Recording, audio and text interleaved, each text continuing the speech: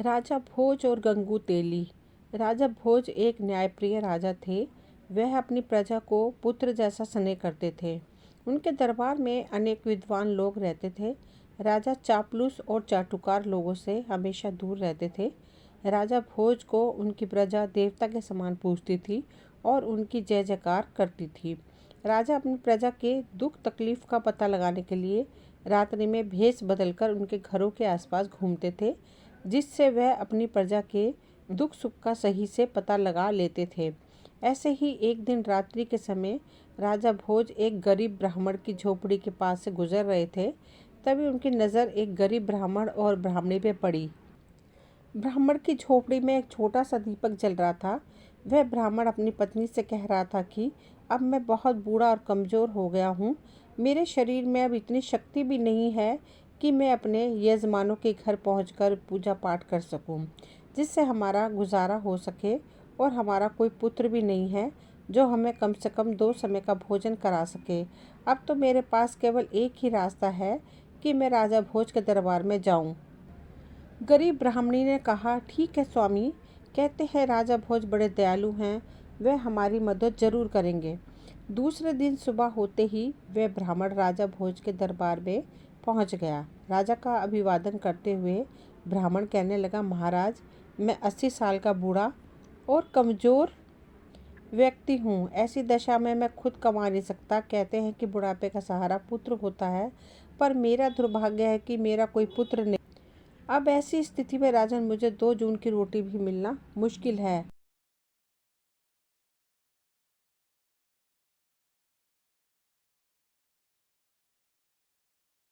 राजा भोज को उस ब्राह्मण की गरीबी का पता रात्रि में ही चल गया था, इसलिए राजा भोज ने 100 सोने और चांदी के सिक्के उस ब्राह्मण को दे दिए।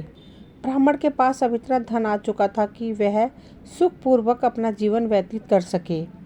ब्राह्मण खुशी खुशी घर पहुंचा और वे रुपए एक लकड़ी के संदूक में रख दिए। किंतु रात्रि में एक विचित्र घटना घटी। सुबह जब उस ब्राह्मण ने संदूक खोला तो सारे रुपए गायब थे। ब्राह्मण सोच में पड़ गया कि उसके घर के दरवाजे सुबह तक बंद थे, कोई व्यक्ति घर के अंदर आया भी नहीं, तो रुपये कहाँ चले गए।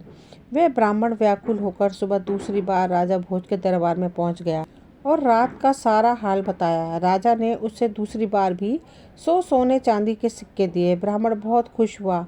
अब ब्राह्मणों उन रुपयों में से अपना नया मकान बनवा सकता था, किंतु होने को कुछ और ही मंजूर था। ब्राह्मण रात्रि को गहरी नींद में सो गया। उसने स्वप्न में देखा कि राजा भोज उससे कह रहे हैं कि ब्राह्मण देवता, राज्य पर बहुत बड़ा संकट आ गया है। मैंने सुबह जो तुम्हें रुपए दिए थे वे कृपा मुझे वापस लौटा दो। ब्राह्मण ने खुशी खुशी वे रुपए राजा को लौटा दिए। जब सुबह हुई तो ब्राह्मण ने देखा आज भी रुपए गायब थे। ब्राह्मण की कुछ समझ में नहीं आ रहा था, स्वप्न में लौटाए गए रुपए सचमुच कैसे गायब हो गए। वह गरीब ब्राह्मण सुबह राजा भोज के दरबार में पुनः पहुंचा और रात्रि का सारा वृतांत राजा के सम्मुख कह सुनाया। राजा घोर आश्चर्य में पड़ गया। वह चकित था। राजा ने अपने कोषाध्यक्ष को आदेश दिया कि 100 सोने व चांदी के सिक्के ब्राह्मण को पुनः दिए जाएं। राजा की आज्ञा का पालन हुआ। ब्राह्मण खुशी खुशी घर पहुंचा, लेकिन राजा भोज ने निश्चय कर लिया था कि वह आज रात्रि खुद ब्राह्मण की कुटिया के पास पहुंचकर सब कुछ अपनी आंखों से देखेगा। रात्रि में राजा जब ब्राह्मण की कुटिया के पास पहुंचा तो रात्रि के तीसरे पहर की घटना देखकर राजा हैरान हो गया। राजा ने देखा कि बिल्कुल उसी की शक्ल सूरत वाला व्यक्ति ब्राह्मण की कुटिया में पहुंचकर वह रुपये वापस मांग रहा है। राजा भोज ने जब यह देखा तो राजा से रहा ना गया। राजा अपनी उस हमशक्ल व्यक्ति के पास पहुंचकर कहने लगे कि महाशय, आप कौन हैं जो इस गरीब ब्राह्मण को दुखी कर रहे हैं। आप राजा नहीं हैं, राजा तो मैं हूँ। आप इस तरह क्यों इस ब्राह्मण को दुखी कर रहे हैं और मुझे बदनाम कर रहे हैं। राजा के उस हमशक्ल ने राजा से कहा, राजन, आप नहीं जानते कि यह निर्धन ब्राह्मण अपने किए गए कर्मों का फल भोग रहा है। इस ब्राह्मण के रुपये या तो गायब हो जाएंगे या इसका बना बनाया मकान गिर जाएगा। यह इन पैसों का उपयोग नहीं कर पाएगा, क्योंकि सुख ही इसके भाग्य में है ही नहीं। हर व्यक्ति को उसके किए गए पूर्व कर्मों का फल मिलता है। इस ब्राह्मण की निर्धनता इसके पूर्व में किए गए कर्मों के कारण ही मिली है।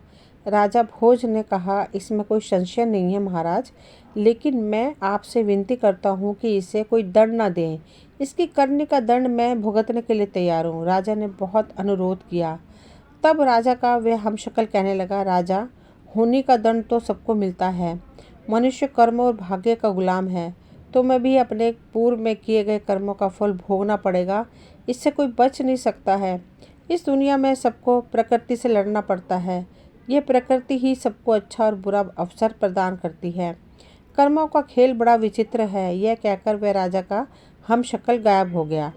एक दिन राजा अपने सबसे तेज और ताकतवर घोड़े पर सवार होकर जंगल में शिकार खेलने निकल गया। राजा के साथ कुछ सिपाही भी थे। सारा दिन शिकार की तलाश करते करते वे अपने राज्य की सीमा पार पहुंच गए। राजा के सिपाही पीछे छूट गए।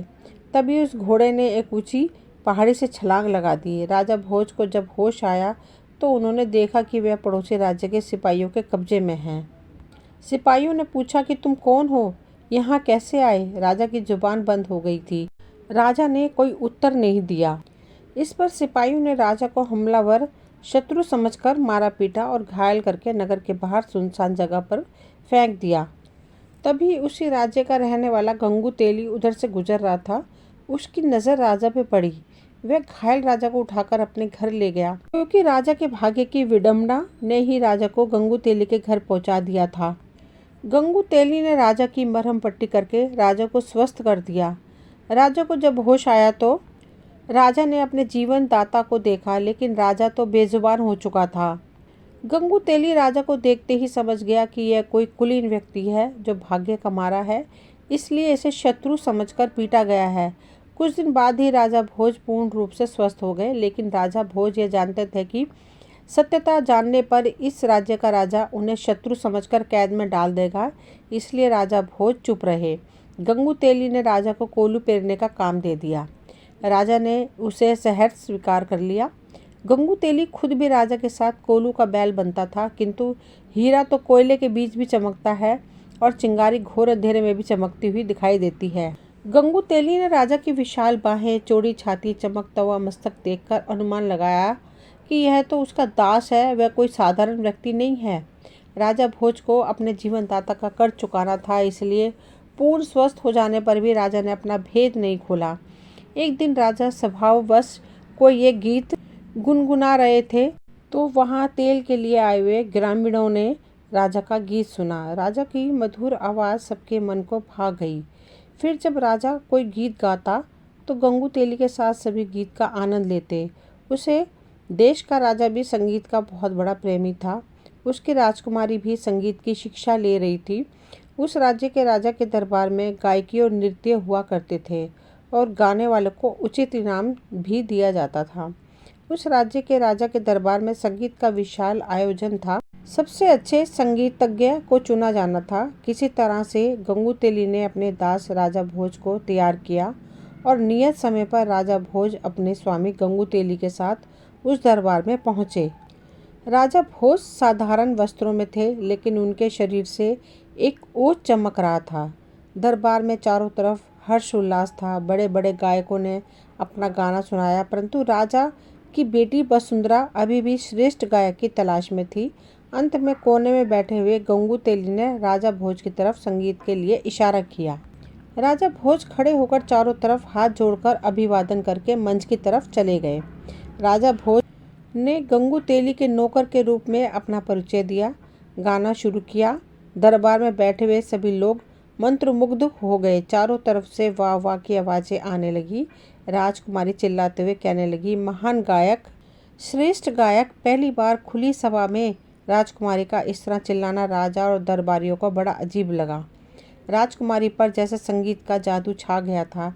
वह खड़ी होकर फिर चिल्लाने लगी, यही है श्रेष्ठ संगीतज्ञ, यही है मेरा गायक। राजा को यकीन ही नहीं हो रहा था कि राजकुमारी एक साधारण आदमी को इस तरह से अपना मान लेगी। उस सभा में अपना मान लेने और विजयी व्यक्ति का मतलब था राजकुमारी का जीवन साथी। राजा ने राजकुमारी से कहा कि बिना वंश जाने इस तरह तुम्हारा कहना उचित नहीं है, क्योंकि तुम कोई साधारण कन्या नहीं हो, इस राज्य की राजकुमारी हो। राजकुमारी ने कहा, पिताजी, यह कोई साधारण व्यक्ति नहीं है, यह कुलीन वंश का गुणी राजकुमार है। आप परीक्षा करके देख लें। राजकुमारी वसुंधरा ने पूरे विश्वास के साथ उत्तर दिया, क्योंकि राजकुमारी का मन कहता था कि यह कोई साधारण व्यक्ति नहीं है। राजा सिद्धिराज के दरबार में ज्ञानियों की कमी नहीं थी। वहाँ 4 विद्वान धर्मदेव, कर्मदेव, तपदेव और पुण्यदेव बैठे थे। राजा ने दरबारियों को संबोधित करते हुए कहा, विद्वानों, हम इस युवक का परिचय इसके गुणों से ही जानेंगे। हमारे 4 विद्वान ही श्रेष्ठ गायक का चुनाव करेंगे, जिसे वसुंधरा पसंद कर सकेगी। हम स्वयं इन 4 विद्वानों से उस युवक के बारे में प्रश्न करेंगे। सबसे पहले सिद्धिराज ने विद्वान धर्मदेव से प्रश्न किया कि धर्मदेव, इस आर्यवर्त में सबसे अधिक धार्मिक युवक राजकुमार कौन है? धर्मदेव ने कहा, महाराज, आप स्वयं बुद्धि के भंडार हैं, परंतु जहाँ तक मुझे देश प्रदेश का ज्ञान है, धरा नगरी के राजकुमार राजा भोज हैं। उन्होंने कई बड़े बड़े धार्मिक कार्य किए हैं। सारी प्रजा उन्हें देवता की तरह पूजती है। राजा सिद्धिराज ने अगला प्रश्न तपदेव से किया। तपदेव, आप बताएं कि इस धरती पर आप किस युवक को तपस्वी मानते हैं?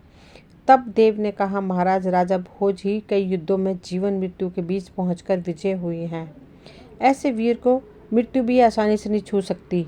राजा सिद्धिराज ने तीसरा प्रश्न कर्मदेव से किया कि आप बताएं कि इस धरा पर किस युवक के कर्म अच्छे हैं? कर्मदेव ने कहा, महाराज, जहाँ तक मुझे ज्ञान है, राजा भोज के कर्म बहुत अच्छे हैं। राजा सिद्धिराज ने अंतिम प्रश्न पुण्यदेव से किया कि पुण्यदेव, आप बताएं, ऐसा कौन सा पुण्य आत्मा युवक है जो हमारी सभा में आकर हमारे सामने हमारी राजकुमारी का पाणी ग्रहण कर सके?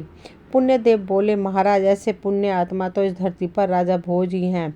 उनके पुण्य की कहानियां अनेक हैं, वे सबसे महान हैं। अब सारे दरबार में सन्नाटा था कि अब इस युवक का क्या होगा, पर वह युवक बिल्कुल शांत और गंभीर खड़ा था। राजा ने उस युवक से पूछा कि तुम अच्छे कलाकार अवश्य ही हो, परंतु हमारे सभासदों का निर्णय सुन लिया होगा। हमारी बेटी ने दरबार में ये क्या अभद्रता कर डाली? हमारी बेटी केवल राजा भोज के ही अनुकूल है। हमारे विद्वानों के अनुसार राजा भोज में चारों गुण, धर्म, कर्म, तप और पुण्य मौजूद है। उसी वक्त उस युवक ने कहा, नहीं महाराज, हमारी धृष्टता क्षमा करें। भोज के गुणों से भी बड़ी कोई शक्ति है जो महान व्यक्तियों को भी अपने वश में रखती है। राजा सिद्धराज चिल्लाते हुए बोले कि तुम हमारे विद्वानों का अपमान कर रहे हो। क्या धर्म, कर्म और तप और पुण्य से भी बड़ी कोई शक्ति है? युवक, तुमको नहीं पता हमारे विद्वानों का अनादर करने का दंड क्या है? वह युवक बोला, महाराज, दंड तो बुरे कर्मों का मिलता है, सत्य बोलने पर नहीं। सत्य बोलने पर तो इनाम मिलता है। युवक की बात सुनकर भरी सभा में ठाके गूंज उठे। क्या मतलब है इसका? राजा सिद्धराज ने कहा। कैसा इनाम? युवक ने कहा, महाराज, धर्म, कर्म, तप और पुण्य से भी बड़ी शक्ति है होनी या भाग्य। राजा भोज इन सब गुणों के होने के साथ साथ अभी भी दर बदर की ठोकरें खा रहा है और होनी बड़ी प्रबल है। राजा सिद्धराज ने कहा, तो क्या तुम ही राजकुमार भोज हो? युवक बोला, हाँ महाराज, मैं ही राजा भोज हूँ। यह सब होनी का खेल है जो आज मैं आप सबके बीच हूँ। राजा भोज ने ब्राह्मण और शिकार की सारी बात कह सुनाई। उन्होंने कहा, महाराज, आपके सैनिकों ने तो मुझे मारकर फेंक दिया था, पर भला हो मेरे जीवनदाता गंगू तेलिका, जिन्होंने मेरे प्राण बचाए, पर मैंने इन्हें भी अपना परिचय न देकर इनकी दस्ता को स्वीकार कर लिया। सारी सभा में हर्ष का माहौल हो गया। पूरी सभा में राजा भोज की जय जयकार होने लगी। इसी के साथ राजकुमारी वसुंधरा ने राजा भोज के गले में जयमाला डाली और विवाह किया। राजा भोज का विवाह पूरे विधि विधान के साथ हुआ। दोस्तों, इस समय होनी राजा भोज पर प्रसन्न थी। हर व्यक्ति की जुबान पर बस एक ही बात थी कि कहाँ राजा भोज और कहाँ गंगू तेली। दोस्तों, अगर आपको ये कहानी पसंद आई हो तो प्लीज़ चैनल को सब्सक्राइब करें, वीडियो को लाइक करें, शेयर करें। मिलती हूँ अगली वीडियो में, तब तक के लिए थैंक यू।